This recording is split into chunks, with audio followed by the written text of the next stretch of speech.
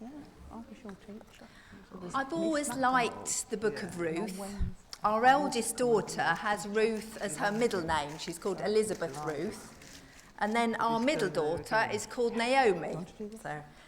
So with that logic, Lewis should be called Boaz or Obed. So he had a lucky escape. Mark put his foot down and said, no more Ruth. You just roll one up. So we're on the last Sunday in our series, The Stranger in Our Midst.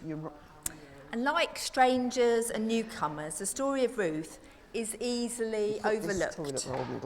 It's a small story about the lives of women struggling against the odds to make ends meet. And it's a hidden book between two much bigger books, between the book of Judges that's full of violence and the book of Samuel that's about important things like choosing a king, King David. It's a story about economic migrants and tragedy. All that's missing from this story is a small boat. So the whole family headed to Moab to escape the famine, Elimelech and Naomi and their 2 sons. And Naomi alone of the family survives those 10 years in Moab. Her husband and her two sons die, leaving her the extra worry of these 2 foreign daughters-in-law. And when she comes back, Naomi tells her old friends what's happened to her, and she puts God as the central figure. She says, "Don't call me Naomi, call me Mara, because the Lord has made my life very bitter." And who can blame her when she lost her sons and her husband? "I went away full, but the Lord has brought me back empty. Why call me Naomi? The Lord has afflicted me. The Almighty has brought misfortune upon me." And that's how the story starts, with this disaster, with this bitterness. And Naomi thinks at this point that God has brought her home with nothing, empty-handed. But we notice there are 2 daughters-in-law who are following her along. It was their duty to follow. But she sends them away, she sends them back.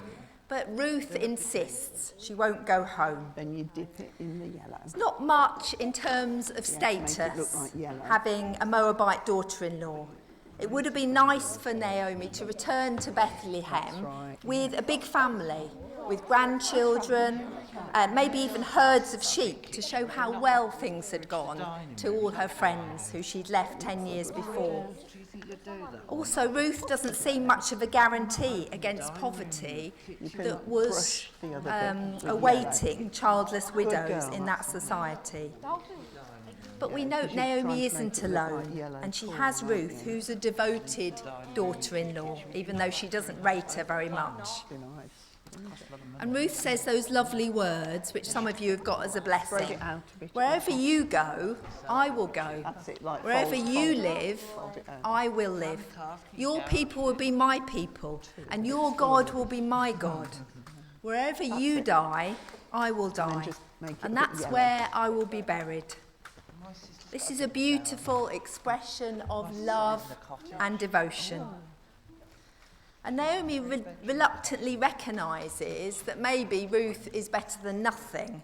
And she says, "May the Lord show you kindness as you have shown kindness to me."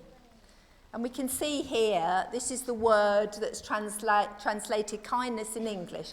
It's in Hebrew, it's hesed. And it's a much stronger word than our word. Kindness sort of means something that's nice, but in Hebrew it's much stronger. It's a covenant word about God's steadfast, loving kindness to his people. And almost always in the Old Testament it's used about God. But in this case, we notice through the book of Ruth, it's also used about Ruth's kindness to her mother-in-law in her faithfulness. It's a rich word. We usually see it about God, but it's not wishy-washy. It conjures up an idea of strong love, of faithful kindness, of a kindness that's put into action, not just a feeling. And the love of Ruth, a stranger in Israel, reflects God's covenant That is faithfulness to his very people, painted. his loving faithfulness. So in Ruth, this hesed, this kindness, we find the hidden beginnings of God's blessing for this family. Jonathan, have you seen the film There's about not too 90? much of a hint at No, first, it's good. It's called Air. but there's a job to do. Air. It's about There's Michael practical Jordan. things to get If you sorted. get a chance to see Straight it, away, I'd Ruth recommend goes it. out to work in the fields, rather like the children who are making their sheaves of corn. She goes out into the cornfields. It's harvest time. I'll get you some yellow. And there was a law in the Old Oh, yeah. Testament, a law in Israel, that said to the harvesters, leave the corners. So it's not like today we've got those big combine harvesters who don't leave anything in their wake, that just take up, they're very efficient. But this law from Deuteronomy said, when you're harvesting, leave the edges, leave the corners, so the poor can come and harvest something. So they'll have something to eat, to make into flour and make into bread. So it was a very merciful law. skillfully done. And because of this law, Boaz's fields, that's where Ruth goes to work, the corners were left, and she follows the other harvesters and gathers up the bits they've dropped and the edges as well. And Boaz adds an extra, says, let a bit more drop, so she's got more to eat. Could be dangerous work for a woman alone. Most of the harvesters were men, and there was a risk of being harassed or attacked. And there's a lovely understated expression, we are told. It so happened that Ruth went to work in the field of a man called Boaz. And Boaz, it so happened, was a close relative of Naomi. And he'd heard all about Ruth's devotion to her. And Boaz takes an interest in Ruth, helps her, protects her, sends her home with plenty to eat to Naomi.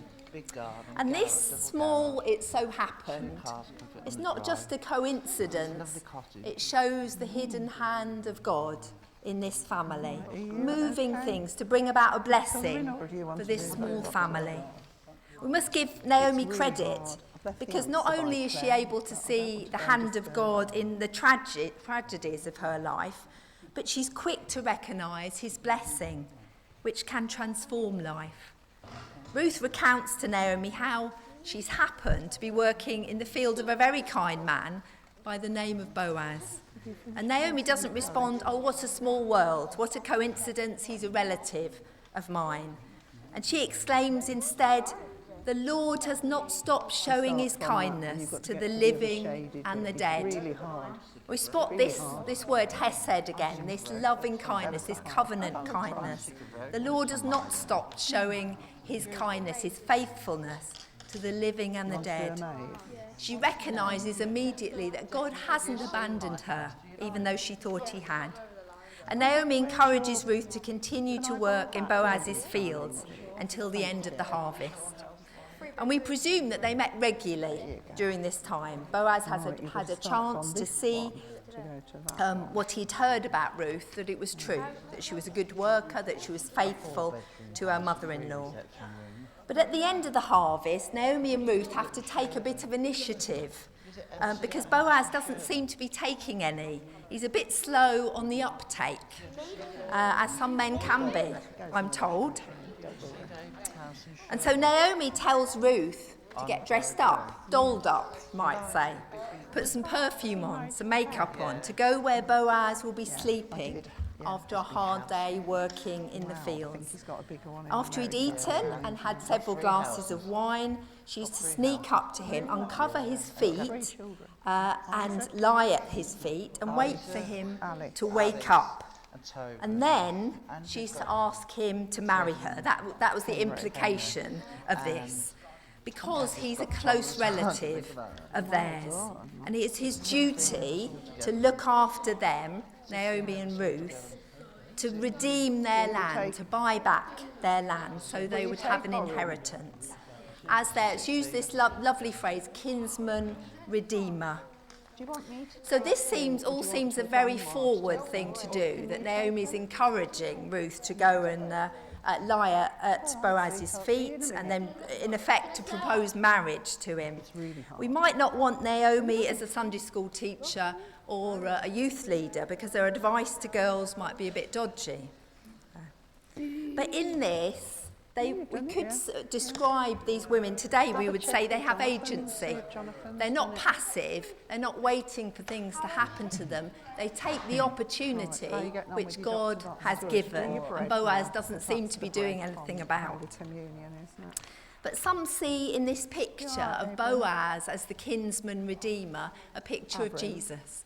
And there's a lovely old book by Jessie Penn Lewis, I don't know if any of you have read it, called Kinsman Redeemer, about this, about Jesus, picture of Jesus redeeming us, buying us back from our sin and our destitution, like Boaz bought Naomi and Ruth back and bought their land, bought them back, that Jesus redeems us, brings us into his family, and saves us.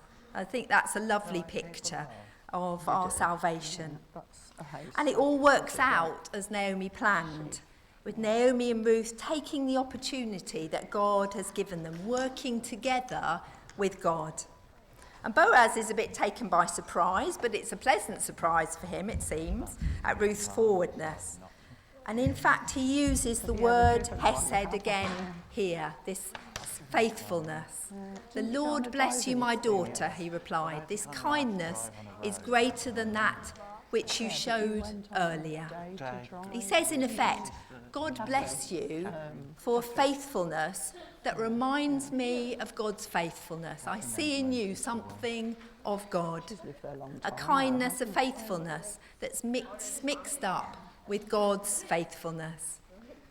This mixture of God's blessing and Ruth and Naomi's action in kindness carries the whole story forward. They're intermingled. As we've already thought about, people are always blessing one another in the book of Ruth. And not simply a social custom, but rooted in the belief that their lives are dependent on the blessing of God, on his provision. And a big part of this kindness is the strange provision of a kind stranger in Ruth, a foreigner, through and in whom God is at work. I think we can recognise too, sometimes God works in surprising people. He can bring his gifts, give his gifts through surprising people, and we can be blessed by them.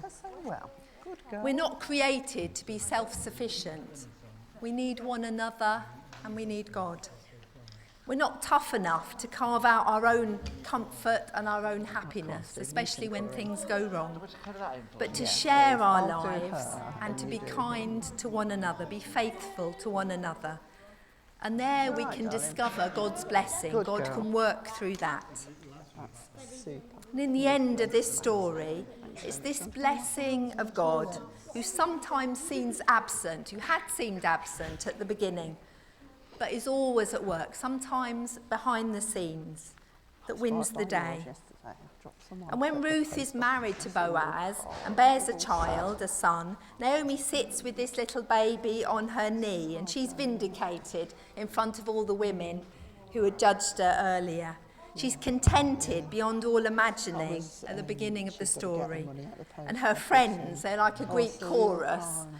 The ones she told to call her Mara, call her bitter, they gather round her and says, your daughter-in-law loves you and has done more for you than 7 sons. 7 sons were considered the perfect family. It seems like a nightmare to us. But Ruth is even better than 7 sons. These ladies say to Naomi. Life had gone off course, as it does. But God worked with this fragile family to bring blessing out of an unpromising situation. This is a testimony that can only be given at the end of things, looking back. It's the testimony that's taken up in the New Testament when Paul says in Romans, we know that in all things God works for good, can work for good with those who love him. I hope that's our testimony too. And finally, we note that God didn't just bless these 2 women, but he gathered into their lives into his plans I'm on a to tear. bless his people and then beyond that, the whole world All right. and us. And the last verses tell us that Ruth was in fact the great-grandmother of King David. And if we read Matthew's list of Jesus' ancestors, we know that Ruth is only one of 4 women that gets into the list. And 3 of them were migrants, were strangers in the story. All right, sweetheart. God to brings come back on the blessing table, or do you in want to surprising roll on this? ways, in unpromising situations, and more than that, he uses Easier on the surprising table, people isn't it? to bless others and to bless us. Amen.